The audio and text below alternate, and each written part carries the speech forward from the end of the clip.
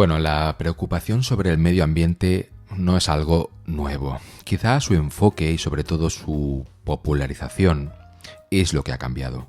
Popularizar una idea tiene su faceta positiva, que duda cabe, porque permite que aumente la preocupación sobre sí misma y moviliza mejor los recursos para solventarla. Sin embargo, hay una faceta negativa que no podemos obviar, y es esta. Toda idea que se populariza tiende a vulgarizarse para que sea comprendida por el mayor número de personas posible.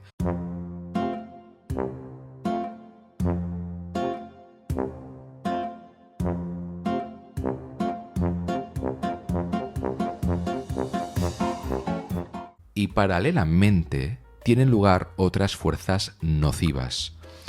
Por ejemplo, los activistas exacerban el sentido agorero de la noticia, de cualquier noticia, en aras de llamar más la atención. Y los medios de comunicación retroalimentan este aspecto negativo porque de esa manera aumenta su audiencia. A su vez, mostrarse preocupado por el asunto, un asunto cualquiera, aporta puntos sociales, puntos de reputación, lo que desencadena en una carrera armamentística para demostrar quién está más preocupado, más concernido y sobre todo quién asume más cambios en su vida en relación a ese problema, comprometiéndose con él. Porque el problema de las ideas es que cuando se vulgarizan, se popularizan, tienden al error.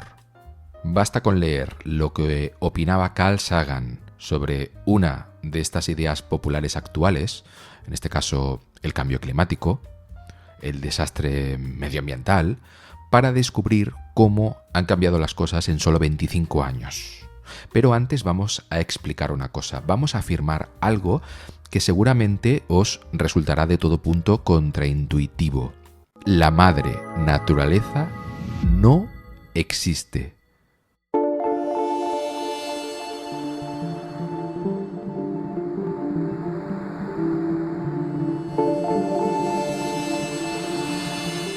Bueno, en realidad hay dos posturas respecto a esta idea. Por un lado tenemos la hipótesis de Gaia, popularizada por James Lovelock. Esta hipótesis es la más conocida por todo el mundo.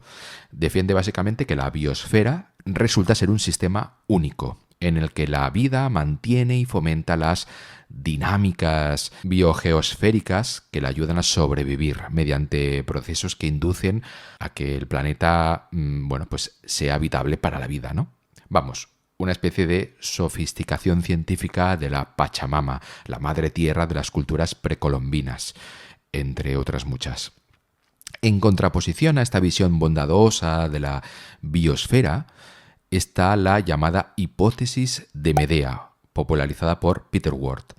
La hipótesis de Medea puede formalizarse de la siguiente manera. La habitabilidad de la Tierra ha sido afectada por la presencia de la vida, pero el efecto global de la vida ha sido y será el de reducir la longevidad de la Tierra como planeta habitable.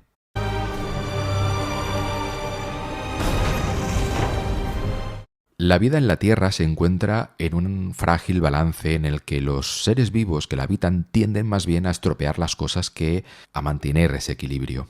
El simbolismo de Medea representa de hecho la otra cara de Gaia. Mientras que Gaia es la buena madre tierra, Medea es en la mitología griega quien se vuelve contra sus propios hijos. ¿Gaia o Medea? ¿Quién tiene la razón? Bueno, posiblemente defender una u otra cosa sea cuestión de gustos y no tanto de evidencias científicas, porque en el fondo estamos ante un relato, una narrativa, pero no una explicación de cómo funciona el mundo. Pero sí que es cierto que el relato que más éxito tiene de los dos, el que resulta más agradable para la psique humana, es el de la hipótesis de Gaia. La hipótesis de Medea, sin embargo, apenas se conoce. Preferimos pensar que la naturaleza es sabia y que en todo caso nosotros somos el problema, somos un cáncer para el mundo. Existe otro organismo en este planeta que sigue el mismo patrón. Un virus. En el fondo, Si os fijáis, es una especie de digievolución de la creencia en Dios, de creer que hay algo por encima, más poderoso, que vela por todo y que debemos regirnos por un código de conducta que no soliviante su carácter.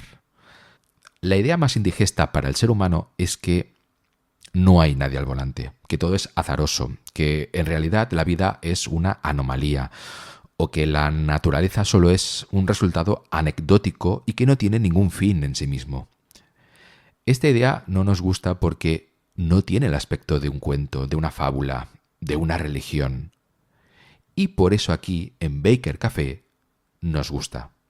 Solo por el hecho de que no tropieza en el antropocentrismo y en nuestros fundamentos psicológicos más primitivos. Además, hay muchas pruebas que demuestran que la naturaleza es, sobre todo, autodestructiva, como un conductor borracho sin carnet de conducir. ¡Ay, no puedo conducir así! ¡No! ¡Oh, esperen! ¡No debo hacerme caso! ¡Estoy ebrio! Por ejemplo, a lo largo de la historia de la Tierra ya se han producido 5 extinciones masivas que acabaron con prácticamente toda la flora y fauna de la Tierra. 5 veces. En ninguna de estas extinciones participó el ser humano. Repitámoslo por si aún no ha quedado claro. Antes de que existiera el ser humano, antes de que nosotros estuviéramos en este mundo, hubo 5 apocalipsis, 5 extinciones masivas en las que quedó eliminada casi la totalidad de la fauna y la flora. Además, otras formas de vida, que no son humanas, han cambiado el mundo de maneras mucho más profundas. Por ejemplo, hace 3.000 millones de años, la vida cambió el color de los mares interiores. Hace 2.000 millones de años, la composición general de la atmósfera también cambió. Hace 1.000 millones de años, la vida también cambió el tiempo atmosférico y el clima. Y hace 300.000 años, también cambió la geología del suelo. Tal y como explica Carl Sagan en su libro Sombras de antepasados olvidados, estos cambios profundos, causados todos por formas de vida que tendemos a considerar primitivas y desde luego por procesos que calificamos de naturales, dejaron en ridículo los temores de quienes piensan que los hombres, con su tecnología, han propiciado ahora el fin de la naturaleza. Estamos extinguiendo muchas especies, quizá incluso consigamos destruirnos a nosotros mismos, pero esto no es nada nuevo en la Tierra. Solo con estos datos creo que tenemos suficiente evidencia para afirmar que, a priori, el peor enemigo de la naturaleza es la propia naturaleza. Y por lo tanto, si queremos sobrevivir como especie, no solo debemos pensar en la naturaleza como un dios con el que debemos convivir armónicamente, sino también como un dios veleidoso que nos puede destruir en cualquier momento sin ningún motivo aparente.